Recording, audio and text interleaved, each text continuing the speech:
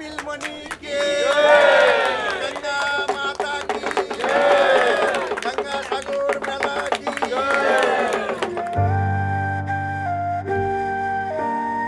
গঙ্গাসাগর মেলায় অসংখ্য সেবামূলক প্রতিষ্ঠান এগিয়ে আসে আর্তের সেবায়। হাজার হাজার মানুষের থাকা, খাওয়া এবং ওষুধের ব্যবস্থা করেন তারা। অসুস্থ মানুষদের চিকিৎসার জন্য নিয়ে যেতে অনেক প্রতিষ্ঠান তাদের অ্যাম্বুলেন্স পরিষেবা চালু করেছে। এরকম একটি সংগঠন গঙ্গা মিশন। দীর্ঘ বেশ কয়েক বছর এই সংস্থা গঙ্গাসাগরে আসছে।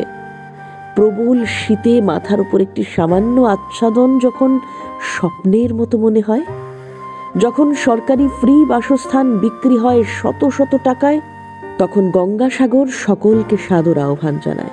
এবারেও গঙ্গাসাগর অসুস্থ মানুষদের জন্য ফ্রি মেডিসিন ক্যাম্পের আয়োজন করেছিল। ক্ষুধার্ত পুণ্যার্থীদের জন্য ব্যবস্থা করেছিল খাদ্যের। প্রায় 1000 মানুষের জন্য উপযুক্ত বাসস্থানের ব্যবস্থাও করেছিল এই সংগঠন। শুধু তাই নয়, অসুস্থ বৃদ্ধ মানুষদের পুণ্য স্নান করতে সহযোগিতা করেন তারা। সকলের আশীর্বাদই এদের একমাত্র পাথেয়। গঙ্গার মাহাত্ম্য বলতে গেলে তো এক জন্মেই শেষ হবে।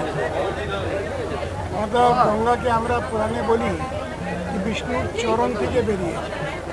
ব্রহ্মবেরা বেওয়ার্তে পুরাণে বলে যখন রাধা কৃষ্ণ গোলকে বসে আছে, যে শিবকে ডমরু বাজাতে লাগো, মা সরস্বতী বীণা বাজাচ্ছে, নৃত্য করতে করতে ওরা গলিত হয়ে গেল। যে দ্রবীভূত হলো, জলীভূত হলো, ওকে ব্রহ্মা নিজে কমণ্ডলে দিয়ে দিল।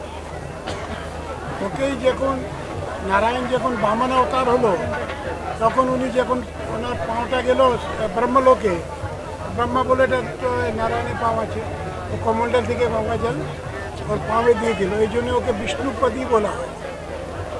তারপরে যখন ভাগীরথী তো তপস্যা করলো, যে এখানে এই ক্ষেত্রে মাহাত্ম্য আছে, রাজা সগরের পুত্র এখানে ভস্ম হয়ে গেল কপিল মুনির ক্রোধ থেকে, তখন উনি এনাকে উদ্ধার কী করে গঙ্গা নিয়ে আসে। 5 সাল ব্রহ্মা তপস্যা করলো, তো বলে ঠিক আছে আমি ছেড়ে দিব, কিন্তু গঙ্গাকে বেগকে আটকাবে কে? পৃথিবীতে তো কোনো লোক নেই। তাহলে উনি তপস্যা করলো শিবের। শিব বললো আমি নিয়ে নিব। গঙ্গা কিন্তু নিশ্চিন্ত, আমি তো একটু বেগে যাবো, সেটা পাতালে চলে যাবে।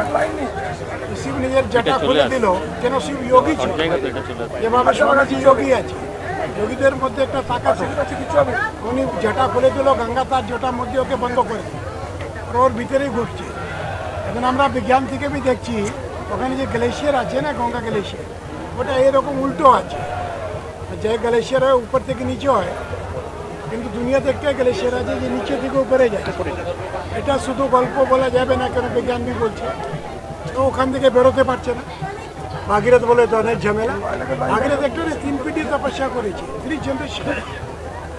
তখন অনেক আগেন শিবের সঙ্গে তপস্যা করলো, শিব কিছু জটার 7টা ভাগ খুলে দিল একটু একটু।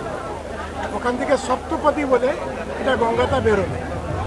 সিন্ধু আছে, যমুনা আছে, ব্রহ্মপুত্র আছে, হিমালয় থেকে বেরোবে। और जो गंगा भागीरथी आगे आगे अच्छे पीछे पीछे ना गंगा, और गंगा शिव के मातृभावे नहीं है, पार्वती के पत्नी भावे नहीं, तो गंगा पे बसा तो मातृभाव नहीं है, माथा दे शीशे बसी है। जखन भी गंगा उत्तर वाहिनी हो, मतलब पुत्र दिखे पाका है, उत्तर काशी काशी और एखाने साहेबगंजे तो राजमहल, তখন ওটা পবিত্র হয়ে যায়। কোনো মা বাচ্চাদেরকে দেখছি আমরা সবাই ওখানে পুণ্য তীর্থস্থান। और ये गंगा गायत्री मंत्रे बोला है ओम भागीरथी च विद्महे विष्णु पत्नी चदीमही तन्नो गंगा प्रचोदयात्। माने इन्हें किया विष्णु पत्नी আছে। विष्णु पत्नी माने सागर हलो विष्णु नारायण, वो गंगा के नीचे प्राय 250 किलोमीटर नवद्वीप प्रांत जाए।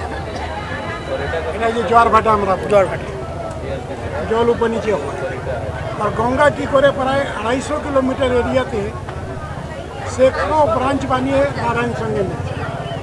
এটা আপনি একটু বিহঙ্গম দৃষ্টিতে দেখুন, এত সুন্দর দৃশ্য আছে প্রিয়াকে প্রিয়তম সঙ্গে মিলনে, মানে এটা অদ্ভুত আছে।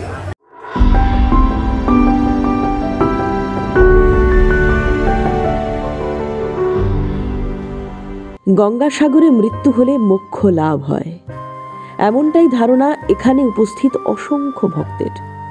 এই ধারণা অনুসারে কয়েক দশক আগে অসংখ্য মানুষ তাদের বাড়ির অশক্ত বৃদ্ধদের মরার জন্য গঙ্গাসাগরে ফেলে যেত।